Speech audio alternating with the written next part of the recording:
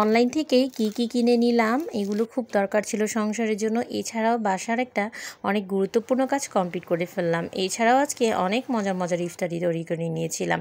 সব কিছু শেয়ার করবো আপনাদের সাথে, আশা করি সবাই সাথে থাকবেন। ফ্ল্যাশব্যাক। ওই যে আমি আপনাকে রিটার্ন চার্জটা দিয়ে দিয়েছি। সো হ্যালো এভরিওয়ান, আসসালামু আলাইকুম। সবাই কেমন আছেন? আশা করছি সবাই অনেক ভালো আছেন।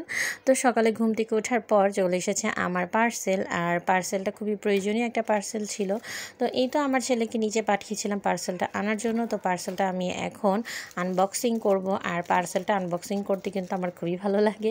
তো যাই হোক, এখন আমি পার্সেলটা বের করে নিলাম। তো এই তো দেখতে পাচ্ছেন কি কি জিনিস নিয়েছি, আর এগুলো সবই আসলে সংসারের জন্য খুবই প্রয়োজন। এটা দেখতে পাচ্ছেন, এটা হলো একটা কাচের তেলের বোতলের, আর এটা আমার কাছে একটা আছে, সেটা একটু বড় হওয়ায় ওটা ওঠানামা করতে আমার একটু প্রবলেম হয়, এর জন্য ছোটোটা নিয়েছি। এটা সচরাচর ইউজ করা সহজ হবে। এছাড়াও আমি একটা নিয়েছি, এটা ছিল গোসল করার জন্য, মানে গা ঘষার জন্য। এটা খুবই সুন্দর। তো এই তো এটাও আমি একটু চেক করে নিলাম, এটা খুবই ভালো লেগেছে আমার কাছে। এছাড়াও আমি একটা মশলার জার নিয়ে নিয়েছি। এখানে 4 রকমের মশলা একসাথে রেখে এটাতে ইউজ করা যাবে, আর এটা দেখতেও ইউনিক সুন্দর ছিল, তাই এটাও একটা আমি নিয়ে নিয়েছি। এছাড়াও আমি একটা নিয়েছি দরজার জন্য, খুব সুন্দর একটা জিনিস। এটা আসলে দরজার নিচে লাগানো থাকলে তেলাপোকা ইঁদুর বাইরে থেকে কোনো কিছু আর ঘরের মধ্যে আসবে না। তো যাই হোক, তারপরে চলে গেলাম সংসারের কাজ করার জন্য, আর তার মধ্যে একটা মেন কাজ হলো ইফতারি বানানো। তো এই তো আমি যেহেতু ভাজা পোড়াটা খুবই অ্যাভয়েড করেছিলাম এই রোজার মাসে, কিন্তু তারপরে যেহেতু বাঙালি বলে কথা, একটু মুড়ি ছোলা পেঁয়াজও না খেলে তো আর হয় না। আর বাইরে খাবার টোটালি কিন্তু আমি অ্যাভয়েড করি। তো বাসাতেই সব কিছু তৈরি করে নিলাম, মজার মজার ইফতারি। তো এই তো আমি প্রথমে বেগুনি আলুর চপ এগুলো ভেজে নিলাম, আর এই তো দেখতে পাচ্ছেন এগুলো ছিল পেঁয়াজু। তো আলুর চপ বেগুনি পেঁয়াজুর পাশাপাশি আমি একটু এক্সট্রা আইটেম করেছিলাম, চিকেনের আইটেম। আর এখানে দেখতে পাচ্ছেন এটা ছিল কাশ্মীরি চিকেন বল, এটা খেতে এত মজার ছিল। তো এগুলো আমি এখন ভেজে নিব, একটা একটা করে দিয়ে নিচ্ছি। আর এটা কিন্তু উপরে ছিল ব্রেড ক্রাম্ব দিয়ে গড়ানো। তো এই তো আমি একটা একটা করে সাবধানে ছেড়ে দিচ্ছি। আর ভাজা পোড়ার সময় এই জিনিসগুলো খেয়াল করে করবেন, আমিও তাই করি। তো এই তো আমি এখন চিকেন বলগুলোকে নামিয়ে নেব। আর এই কাশ্মীরি চিকেন বলগুলো কিন্তু দেখতে যতটা সুন্দর, খেতে তার চাইতেও লোভনীয় ছিল। তো আমি একটা টিস্যু পেপারে করে নামিয়ে নিয়েছি, যাতে এক্সট্রা তেলগুলো ঝরে যায়।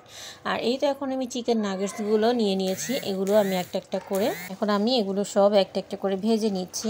আর এই তো সাবধানের সাথে ভেজে নিচ্ছি। আর এই চিকেন নাগেটসটাও বাসায় কিন্তু তৈরি করা, আর বাইরের থেকে আসলে ঘরে তৈরি করলে যেমন স্বাস্থ্য সচেতনের দিক দিয়ে ভালো, তেমন খেতেও কিন্তু দ্বিগুণ টেস্ট হয়, অনেক ভালো হয়। তো এই তো আমি এখন এগুলো সাবধানে ভেজে নিয়েছি। আর এই তো ভাজাভুজি শেষ, এখন আমি সবগুলো নামিয়ে নিব। তো দেখতেই পাচ্ছেন ভাজা কিন্তু অলরেডি শেষ হয়ে গেছে, আর ইফতারি টাইমও কিন্তু প্রায়ই হয়ে আসছে। তো এই তো এখন ইফতারি সাজিয়ে বসে গিয়েছি ইফতারি করার জন্য। আর এই তো এখানে সব কিছু ভাজা টাজা আইটেমগুলো ছিল, সেই সাথে ছিল এখানে দই চিড়া।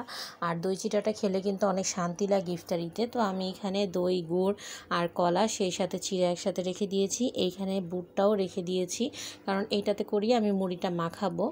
আর এই লেবু ছিল, শসা ছিল, আর ছিল খেজুর। তো এই তো এখন ইফতারি অলরেডি আজান দিয়ে দিয়েছে। তো সবাই মিলে বসে একসাথে ইফতারি খাচ্ছি, আর সবাই মিলে একসাথে খাওয়ার মজাই আলাদা। তো এই তো চিকেন নাগেটসটা আমি খাচ্ছিলাম, আর সেই সাথে এই যে বেগুনিটা, এটা খেতে এত সফট, এত মজার ছিল। আর পেঁয়াজুটা তো মুখে দেওয়ার সাথে সাথে মিলিয়ে যাচ্ছিল, খুবই মজার ছিল।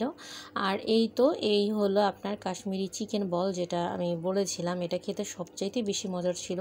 আর এই তো দেখতেই পাচ্ছেন ভিতরে কিন্তু প্রচুর পরিমাণে চিকেন দেওয়া ছিল, মানে প্রতিটা বাইটে চিকেনের ফিলিংস ছিল, খুবই খুবই মজা ছিল, খুব টেস্টি ছিল।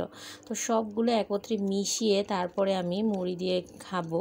আর এইভাবে খেতে কিন্তু অনেক ভালো লাগে, আর সেই সাথে যদি ট্যাংয়ের শরবত থাকে আর তো কোনো কথাই নেই। তো এই তো সবাই মিলে ইফতারি শেষ করলাম। ইফতারি কিছুক্ষণ পরেই ভাইয়াটা চলে এসেছে। আর এই তো অনলাইন থেকে এই ওয়াটার ফিল্টারটা আমরা নিয়েছি, এটা আসলে বিদ্যুতের মাধ্যমে চলবে।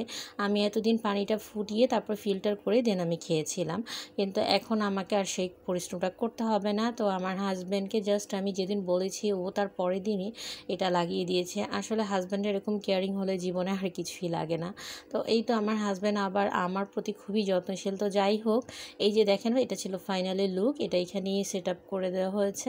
তো কেমন লাগলো আজকের ব্লগ সবাই জানাবেন। সবাই ভালো থাকবেন, সুস্থ থাকবেন। আসসালামু আলাইকুম।